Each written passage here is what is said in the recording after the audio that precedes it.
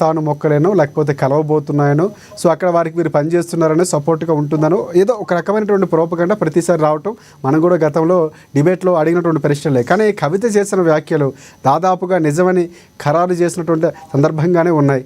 So మీరేమంటారు? అంటే ఏదైతే ఆ విలీనానికి సంబంధించినటువంటి అంశం వచ్చింది అని ఆమె చెప్పడం, తను వద్దని చెప్పినట్టు చెప్పడం, జైలుకి వెళ్ళినటువంటి సందర్భాల్లో పదవిని కూడా త్యజించడానికి సిద్ధంగా ఉన్నాను కానీ అలాంటి ఒప్పందాలు అవి చేసుకోవద్దని చెప్పడం, ఈరోజు బయటకు వస్తున్నటువంటి సందర్భం ఆమె నేను జైల్లోకి వెళ్ళడానికి కారణం బీజేపీ పార్టీయే, బీజేపీ పార్టీతో ఎటువంటి అంటకాగడాలు విలీనం వద్దని చెప్పారని చెప్తున్నారు ఆవిడ. మీరేమంటారు?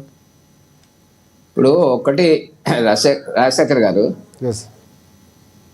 కవిత చేసినటువంటి ఆరోపణలు ఏవైతే ఉన్నాయో ఒక రాజకీయ అనిశ్చిత సంక్షోభంలో ఉన్నట్టుగా ఉన్నది ఆమె. ఆ కుటుంబ వ్యవహారాలు, కుటుంబ కలహాలు, ఆస్తుల పంపిణీ, ఆస్తులు రెండు రకాలు. ఒకటి ఏంటంటే చట్టబద్ధమైన ఆస్తులు, చట్ట వ్యతిరేకంగా సంపాదించిన ఆస్తులు.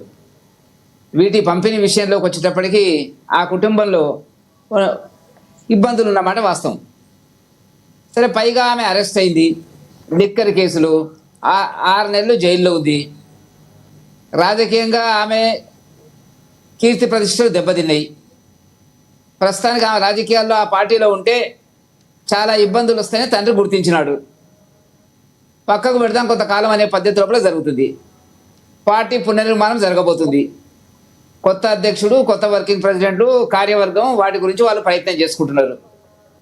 దాంట్లో ఈమె ఇమడలేని పరిస్థితిలో ఉంది. ఇప్పుడు కవిత యొక్క రాజకీయ జీవితం ఏంటండి? 2006లో అంతకుముందు అమెరికాలో సాఫ్ట్వేర్ ఉద్యోగం చేసుకుంటూ తీవ్రంగా మేమంతా ఉద్యమం చేస్తున్నప్పుడు వచ్చి ఉద్యమంలో చేరి కేసీఆర్ బిడ్డగా వాళ్ళు గుర్తింపు పొందినటువంటి పరిస్థితి. అంతకంటే ప్రత్యేకత ఏముంటుందండి? ఇప్పుడు నేను అడుగుతున్నా, ఇలా ఆమె ఒక కేసీఆర్ బిడ్డ కిందనే లెక్క, కానీ ఆటోమేటిక్గా మీడియా తీసుకుంటుంది, ప్రచారం జరుగుతుంది. ఆ మాత్రం అందరికి చాలామందికి ఉంటుంది. రాదు అవకాశాలు రావు. 10 ఏళ్ళు పదవిలో ఉన్నారు, అన్ని రకాల రాజకీయ ప్రయోజనాలను పొందినారు. ఆ కుటుంబం 5 సభ్యుల మధ్యనే 5నే ఉన్నటువంటిది. ఇవాళ వాళ్ళ సమస్య మొత్తం రాజకీయం చేసి బీజేపీ టీఆర్ఎస్ కలుస్తుందని మాకేం అవసరం ఉందండి? కలిసేటువంటి పరిస్థితి అనేటువంటిది కాంగ్రెస్ చేస్తున్నటువంటి ఒక దుమారమైనటువంటిది, అర్థరహితమైనటువంటిది. నేను ఒక మాట చెప్తాను. గత 2 రోజులుగా రేవంత్ రెడ్డిని డైరెక్ట్గా ఇండైరెక్ట్గా సమర్థించే ఒక ప్రధాన తెలుగు పత్రిక రోజు కథనాలు రాస్తుంది. రేవంత్ రెడ్డికి అనుకూలంగా కథనాలు రాస్తుంది. ఒక రోజేమో మేము పార్టీని కలిపేస్తా కాంగ్రెస్లో, అంటే నేను ఆమె గ్రూపు కలిపేస్తా, మరి మా సంగతి ఏందన్నది అని రాసినారు. ఇవాళ ఏం రాసినారు? 6 ఎమ్మెల్యేలు ఇస్తాను, ఒక మంత్రి పదవి ఇస్తారా అని. మరి ఇది వాస్తవమా కాదా చెప్పాలి. ఆమె అంటుంది వాస్తవం కాదంటుంది. రేవంత్ రెడ్డి గారు ఆడుతున్న నాటకంలో ఇది ఒక భాగం.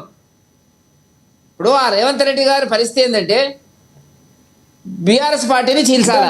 అంటే వెంకటరెడ్డి గారు, అంటే కవిత మాట్లాడుతున్న వ్యాఖ్యలని కూడా రేవంత్ రెడ్డి గారు మాట్లాడుతున్నారా?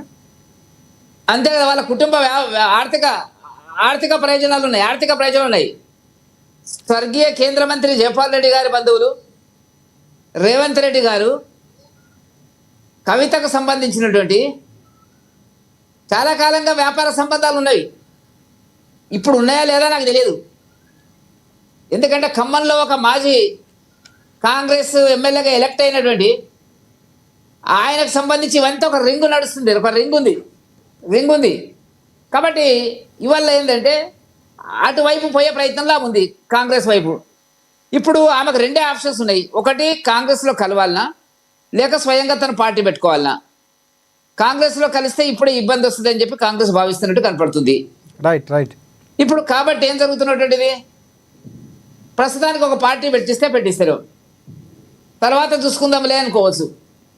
ఆమె మాట్లాడిన దాంట్లో ఇంతవరకు డైరెక్టర్ కేటీఆర్ పేరు, హరీష్ రావు పేరు చెప్పలే. ఎందుకు చెప్పడం లేదు? రైట్ వెంకటరెడ్డి గారు, ఎందుకు చిక్కాడు? వెంకటరెడ్డి గారు, రాజసింగ్ వ్యాఖ్యలకు సంబంధించి మళ్ళీ మీ దగ్గరికి వస్తారు. మన కాంగ్రెస్ పార్టీకి సంబంధించి మీరు అడిగిన ప్రశ్నలు కూడా నేను ఒకసారి వివరణ తీసుకుంటాను. మనకి శివలాల్ గారు జాయిన్ అయ్యారు. శివలాల్ గారు నమస్తే అండి.